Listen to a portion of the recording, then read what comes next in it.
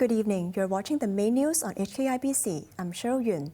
Here's a look at our top stories tonight. Police in Hong Kong arrest 5 people from a suspected human trafficking syndicate. The Finance Secretary refuses to say whether more consumption vouchers will be handed out. And a series of bizarre car crashes in Turkey lead to over 30 deaths. According to local police, the number of Hong Kongers seeking help after being captured in Southeast Asia has now risen to 36. The force has also arrested 5 people in the city, some of whom they believe are core members of a human trafficking syndicate. Janice Low reports. As the number of Hong Kongers being lured to Southeast Asia continues to rise, local authorities said today they've arrested 5 people in relation to overseas employment scams. 2 are believed to be the core members of a crime syndicate and are accused of manipulating the rest to recruit victims. One of the female suspects was allegedly responsible for publishing job ads online, making fake posts for high-paying work with low education requirements. Police say the jobs were often related to casinos or required victims to set up overseas bank accounts. As of this morning, local authorities have received 36 cases of Hong Kongers requesting help from Southeast Asia, 22 of which remain in captivity. Most of them are located in Cambodia and Myanmar. Police are still trying to get in touch with 9 of them and admitted it is a difficult operation. Because the whole operation of this scam operation, they're located overseas. There are certain difficulties for us to gather information and also gather evidence to prosecute or even to identify those suspects. Lawmakers Gary Chan and Holden Chow have also been approached by one of the victim's family. The victim is being detained right now, and every day they could actually call the families, but on a very limited basis. So the call could only last for like a few minutes, and but then he is forced to do some work on a continuous basis. The work could last for like more than 12 or 13 hours, I believe. The pair are now calling on the SAR government to work with Beijing's Ministry of Foreign Affairs. Janice Low, HKIBC. A cluster has broken out at an elderly home in the city as Hong Kong's daily COVID tally surpassed 6,000 again today. The city recorded 6,513 cases today, 237 of which were imported. The 3 deceased were aged from 65 to 81 and had not received any jabs. 11 patients are in intensive care. In the Fook Court Nursing Center, a staff member tested positive in a rapid antigen test on the 12th of August. All of the residents now have to undergo quarantine at Asia World Expo as more cases are being found. So far, 16 residents and 3 colleagues have been diagnosed with COVID. Authorities added that the Social Welfare Department will reopen the holding center in Tin Shui Wai on Thursday. It will provide 130 beds for old-age COVID patients with mild or no symptoms. Finance Chief Paul Chan says the consumption voucher scheme could boost the economy by over 1%, while it's likely there would be negative growth without it. But he added it's too early to say if there will be more to come. Chloe Feng reports. Taking to the airwaves this morning, Financial Secretary Paul Chan said the consumption voucher scheme could push the city's annual gross domestic product growth up by 1.2%. Without it, Hong Kong's increase this year could be in the red. That's with the government's full-year growth forecast standing at between negative 0.5 to 0.5%. Chan also said distributing the vouchers in phases can encourage Hong Kongers to spend up to $8,000 more. That's according to a study conducted by the Chinese University of Hong Kong. He added this will be of greater help in rebooting the city's sluggish economy. According to Chen, the vouchers have helped boost the popularity of electronic payments, as over 7 million individual and 130,000 business accounts have been added since the launch of the scheme last year. However, when asked whether more vouchers are on the way, Chen remained coy. He said it is still too early to say and that the government needs to be cautious with its finances since the scheme has already cost the SCR over $60 billion. Meanwhile, the finance chief admitted the year's deficit could end up being more than his estimated $50 billion from earlier this year, since there was reduced income from stamp duty and land sales.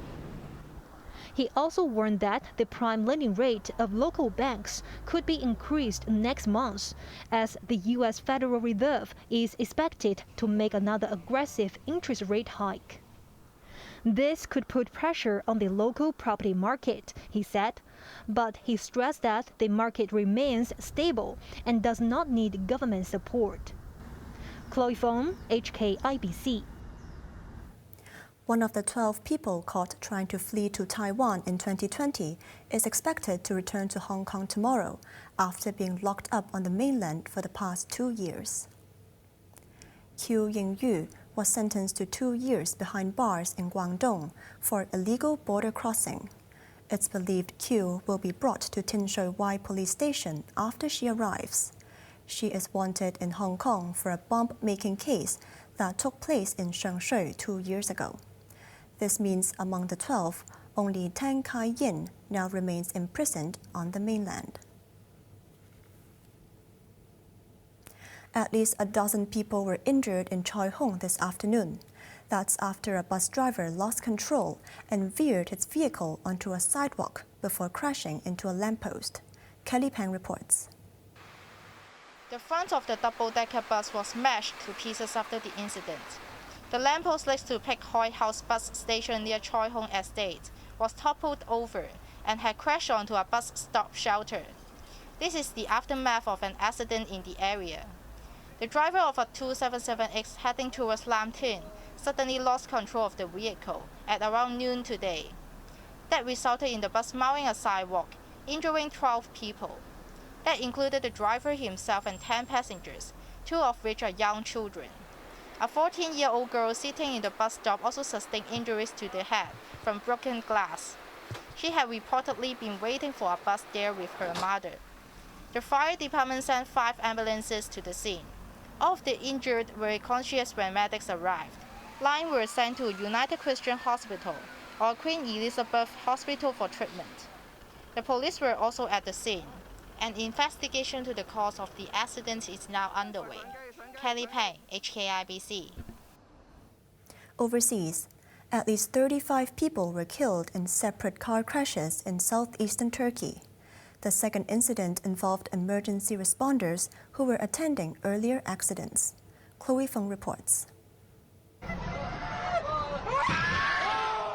Videos circulating online show the horrific moment a blue truck lost control and veered across the road. It crashed into multiple vehicles and ran over passers-by before finally stopping near a gas station. This incident happened yesterday in Mardin province, where emergency teams were already tending to casualties from an earlier 3-car accident. The second crash came just shortly after the first. The blue lorry plowed into crowds that had gathered to watch first responders at the scene.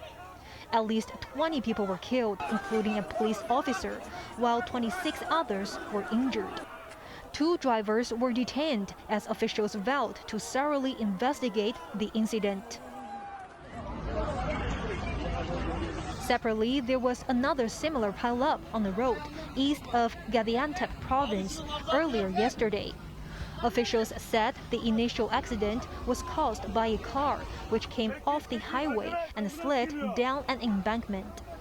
As a fire brigade, medical teams, and government staff were responding to the accident, another passenger bus came sliding and crashing into the site, hitting first responders and victims of the earlier incident.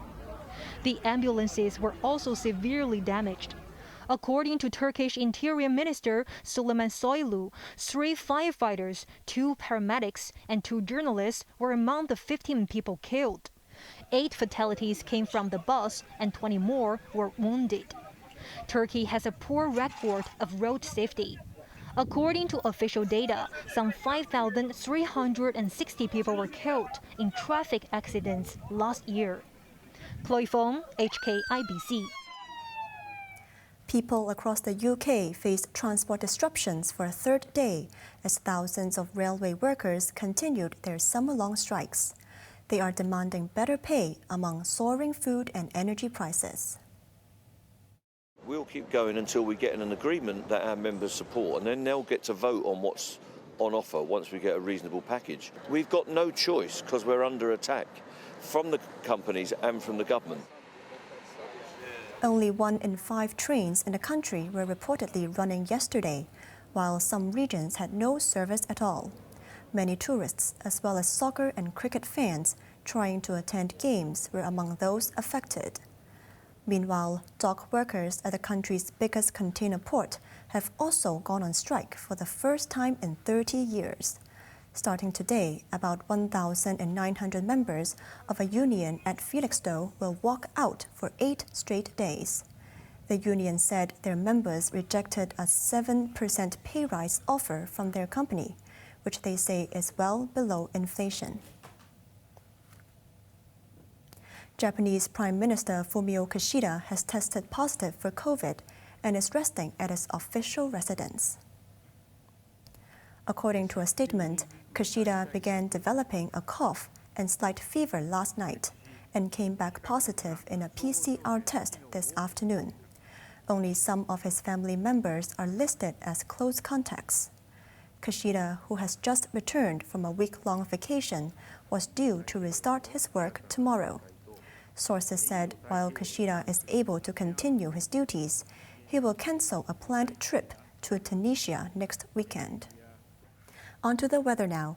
It will be mainly fine and very hot, apart from some isolated showers tomorrow. Temperatures will range between 28 and 33 degrees. Expect the same on Tuesday before more rain and thunderstorms move in on Wednesday. Now let's take a look at the weather around the world.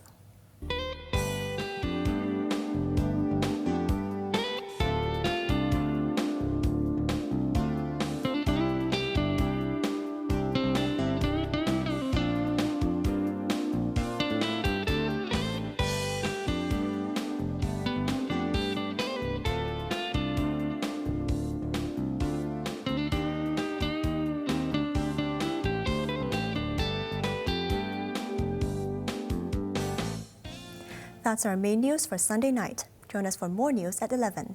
I'm Cheryl Yuen. Thanks for watching. Good night.